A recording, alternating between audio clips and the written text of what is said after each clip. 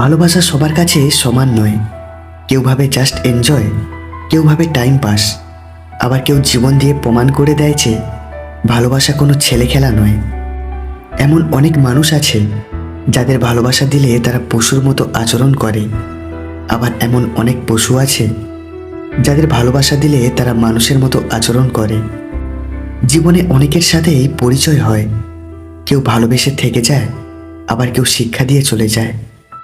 ব্রেকআপের পর যে 4টি ভুল কখনো করবেন না। 1. ব্রেকআপের পর তার সাথে কখনো ফ্রেন্ডশিপ করবেন না। 2. ব্রেকআপের পর তাড়াতাড়ি কোনো নতুন সম্পর্কে যাওয়ার চেষ্টা করবেন না। 3.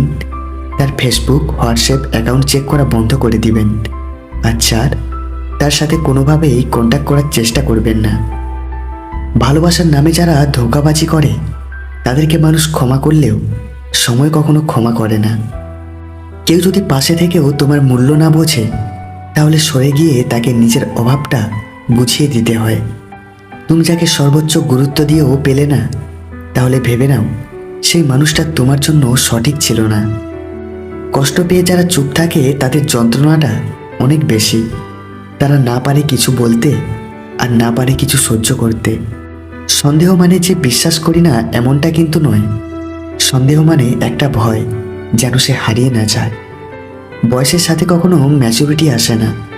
ম্যাচুরিটি আসে জীবনের কঠিন বাস্তব অভিজ্ঞতা থেকে। একটা কথা কি জানো তো, সবার আড়ালে নিজের কষ্টটাকে লুকিয়ে রাখলেও রাতের আড়ালে বালিশটার কাছে হেরে যায়। কষ্ট সইতে সইতে মানুষ একদিন এমন জায়গায় চলে আসে যেখানে কষ্ট তাকে আর দুর্বল করতে পারে না।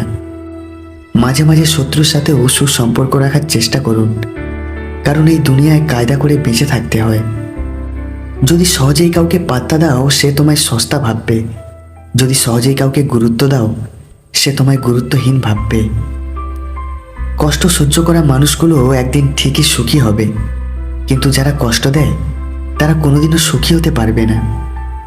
অন্যের বউ যদি আপনাকে কাছে পেতে চায়, তাহলে এই 2টি কথা বলবে। 1.